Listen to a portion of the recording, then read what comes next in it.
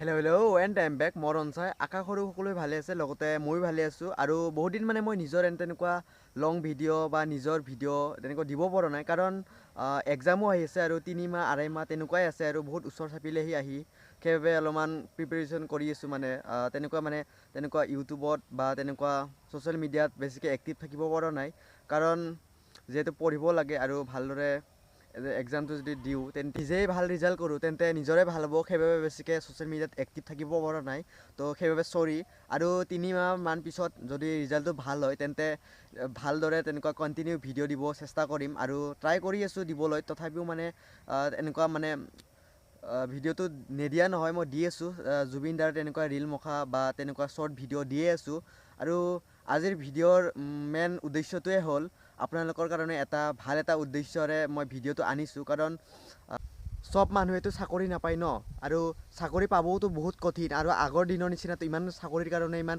সহজ নহয় এপ্লাই কৰিলে যে চাকৰি পাব সেইটোতো কথা নহয় আৰু আগৰ দিনৰ আৰু এতিয়াৰ দিনৰ বহুত পাৰ্থক্য আছে আগৰ দিনত ধৰি লওক এপ্লাই কৰিছে চাকৰি হ'ল আৰু আগৰ দিনৰ চাকৰিটো বহুত এতিয়াৰ লগত বহুত ডিফাৰেণ্ট আছে কাৰণ আগৰ দিনৰ মানুহ ইমান চাকৰি কৰা মানুহ কম আছিল সেইবাবে মানে সহজে চাকৰি পাইছিল আৰু পঢ়া শুনাৰ ক্ষেত্ৰতো কম আছিল সেইবাবে লগে লগে মানে যিবিলাক পঢ়া শুনা অলপমান হাই লেভেলৰ মানে পঢ়া সিহঁতে মানে সোনকালে চাকৰি পাইছিল আৰু এতিয়াতো যিমানে পঢ়ক যিমানে ডাঙৰ ডাঙৰ ডিগ্ৰী বা তেনেকুৱা কিবা পৰীক্ষাত পাছ হওক যিয়ে কৰক কিন্তু চাকৰি পোৱা বহুত কঠিন কাৰণ পোষ্ট ওলাইছে 500টা এপ্লাই কৰিব লাখ লাখ মানুহে চাকৰি পোৱাটো কঠিন ন আৰু চাকৰি কৰিলে যিটো কথা নেকি আৰু আপোনালোকে বিজনেছটো কৰিব পাৰে আপোনালোকে বেলেগটো ব্যৱসায় কৰিব পাৰে কাৰণ চাকৰি কৰিলে যে ইমান সন্মান সেইটো কথা নেকি আৰু কিন্তু এতিয়াৰ মানুহবিলাকে অকল চাকৰিটোহে বিচাৰে কাৰণ চাকৰিতেহে বহুত সন্মান বহুত মানে ৰেচপেক্ট পায় নেকি তেনেকুৱা ভাবে কিন্তু আচলতে তেনেকুৱা নহয় সন্মান সকলো কামতে সন্মান আছে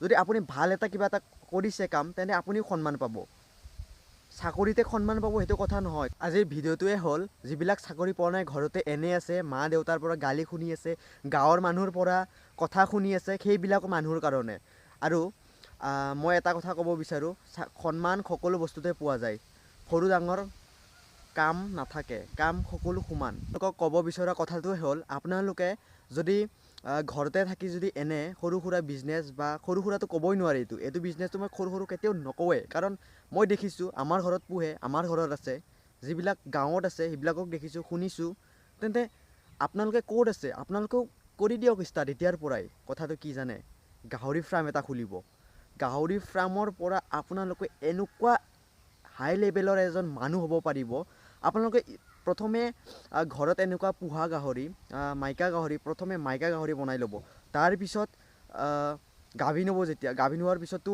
প্ৰথমেতো পোৱালি দিব মোটামুটি প্ৰথমে পোৱালি দিব 10টা লগভাগ 10টা দিব ধৰি লওক প্ৰথমে 10টা দিলে তেন্তে এটা গাহৰিত যদি আপোনালোকে ছিজন বাই ছিজন যদি বোলে ছিজনতো বহুত দাম আহে কিছুমান ছিজনত দাম নাহে বাৰু কিন্তু যদি আপোনালোকে ছিজনত যদি বেচিব পাৰিছে এটা গাহৰিত মোটামুটি 4,000 5,000 তেনেকুৱা লগভাগ পাব সৰু এটা গাহৰি 3-4 মাহ পুহি কিনিয়ে তেন্তে আপোনালোকে 10টা গাহৰিত 4,000 5,000 কৰি কিমান পাব হিচাপ কৰকচোন মাহতে যদি বছৰত আপোনালোকৰ গাহৰিটো ধৰি লওক দুবাৰ বা তিনিবাৰ পোৱালি দিলে তেন্তে কিমান পাব আপোনালোকে ভাবকচোন একবাৰ আচৰিত নহয়নে কথাটো হয় ময়ো আচৰিত হৈছোঁ কাৰণ আমাৰ ঘৰত আছে গাঁৱত আছে দেখিছোঁ শুনিছোঁ আপোনালোকেও গাহৰি বিজনেছ এটা কৰি দিয়ক ফাৰ্ম এটা খুলি দিয়ক যদি এনেকুৱা খোলা জেগা এনেকুৱা আছে তেন্তে ইফালে ফাৰ্ম এটা খুলি দিয়ক কিন্তু ফাৰ্মটো খুলিব এনেকুৱা জেগাত যিটো ঘৰৰ পৰা অলপমান দূৰত কাৰণ গাহৰিটো যেনেকুৱা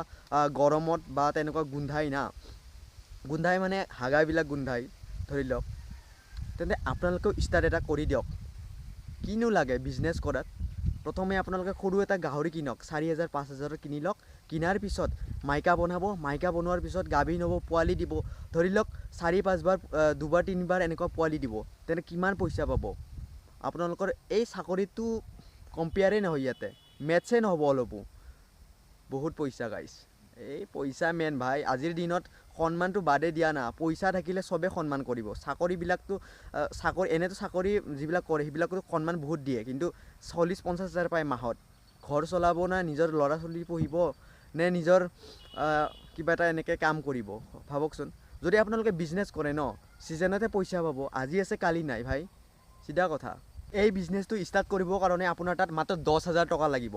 10,000 দি কি কৰিব জানাই? দুটা গাহৰি কিনি আনিব। ধৰি লওক মাইকা বনালে, মাইকা বনোৱাৰ পিছততো ইয়াৰ পৰা দুটা গাহৰিৰ পৰা আপুনি লাখ কৰোৰপতি হ'ব পাৰিব ভাই। নিজৰ ঘৰ কিমান ডাঙৰ ঘৰ বনাব পাৰিব, নিজৰ সপোনটো পূৰণ কৰিব পাৰিব এই 10,000 টকাৰে। ভাবকচোন। তেনে চাকৰিৰ লগত আৰু কি, চাকৰিৰ পিছত লাগি থকাত কৰি এইবিলাক কৰি খোৱাই ভাল। ঘৰতে থাকক বিন্দাছ। যদি আপোনাক গাহৰি ফাৰ্মটো ভাল নালাগে, যদি আপুনি গাহৰি যদি নোপোহে বা ঘৰত এলাও নকৰে, তেন্তে আপোনালোকে বেলেগ কৰি দিয়ক, ছাগলী ফাৰ্ম খোলক, মুৰ্গী ফাৰ্ম খোলক। বহুত আছে ন, বিজনেছ এটাই কৰি খাব পাৰে নেকি? বিজনেছ বহুত আছে। মই নিজে জানা বা নিজে দেখা বস্তুটোহে কৈছোঁ যে গাহৰি ফাৰ্মৰ পৰা আপোনালোকে এনেকুৱা এজন ব্যক্তি হ'ব পাৰিব বুলি কৈছোঁ। কাৰণ মই দেখিছোঁ, মই যিবিলাক জানো এইবিলাক ক'ম, আৰু যিবিলাক মই নাজানো সেইবিলাক কিয়নো ক'ম। কিন্তু তথাপিও বিজনেছ এটাই নহয়, বহুত বিজনেছ আছে। আপোনালোকে যিটো বিজনেছ ভাল লাগে সেইটোৱে কৰিব। কাৰণ বিজনেছ কৰিবলৈ মুঠে আপোনাৰ তাত পইচা হ'ব লাগিব। প্ৰথমে আপোনালোকে ধৰি লওক 50,000 ধৰি লওক পইচা আছে, 50,000ৰ পৰা আপুনি এনেকুৱা এটা বিজনেছ ষ্টাৰ্ট কৰক, যিটো বিজনেছ আপোনাক গাঁৱৰ মানুহে ক'ব পাৰে যে বাহ, ই এজন এনেকুৱা আছিল, এজন এনেকুৱা হ'ল। বেচেৰা চাকৰি নাপাল, কি হ'ল? এনেকুৱা বিজনেছ এটা কৰি যে সি এনেকুৱা মানুহ হ'ব পাৰিছে, তেন্তে তাতেতো বহুত সন্তুষ্ট, বহুত ধন্য না। তাতেতো সুখী হৈ খাব লাগিব, তাতেতো সুখী। আৰু জীৱননো কি? জীৱন আজি আছে, কালি নাই। জীৱনত কিবা না কিবা এটা কৰি খাবই লাগিব। চাকৰি পোৱা নাই, বেলেগ এটা কিবা এটা ব্যৱসায় বিজনেছ কৰি খাব লাগিব। তো জীৱনটো চলাবৰ কাৰণে কিবা না কিবা কৰিবই লাগিব। তেন্তে আপোনালোকে ষ্টাৰ্ট কৰক, যিটো ভাল লাগে সেইটোৱে কৰিব। যদি আপোনালোকে গাহৰি ফাৰ্মৰ ক্ষেত্ৰত গাহৰি কি দানা খায়, গাহৰি কি এনেকুৱা ভিটামিন দিব লাগে, গাহৰি কেই মাহত পোৱালি হয়, আৰু তেনেকুৱা ক্ষেত্ৰত যদি ভিডিঅ' লাগে কমেণ্ট এটা কৰি দিব। ভিডিঅ'টো যদি গাহৰি ফাৰ্মৰ ক্ষেত্ৰত বা গাহৰি বিজনেছৰ ক্ষেত্ৰত যদি ভিডিঅ'টো ভাল লাগিছে, তেন্তে কমেণ্ট এটা কৰি দিব। আৰু মই সেই ক্ষেত্ৰত গোটেই ডিটেইলছত ভিডিঅ' এটা লৈ আহিম আপোনালোকৰ ওচৰত। আৰু ভিডিঅ'ৰ শেষত এটা কথা বিচাৰোঁ, আপোনালোকে ৰৈ ৰৈ বিনালে ফিল্মখন চালে নেকি? যদি চোৱা নাই আপোনালোকেও চাব, ময়ো চোৱা নাই। কেইদিনমান পিছত লাহেকৈ চাম ৰ'ব। আৰু আমি এতিয়ালৈকে ন্যায় পোৱা নাই, জুবিন দাক আমি অতি সোনকালে ন্যায় পোৱাব লাগে, তেতিয়াহে জুবিন দাৰ আত্মাই শান্তি পাব। আৰু ভিডিঅ'ৰ শেষত এটাই কথা ক'ব বিচাৰোঁ, জাষ্টিছ ফৰ জুবিন গাৰ্গ, জয় আই অসম, জয় জুবিন দা। আজিলৈ লগ পাইছোঁ, বাই।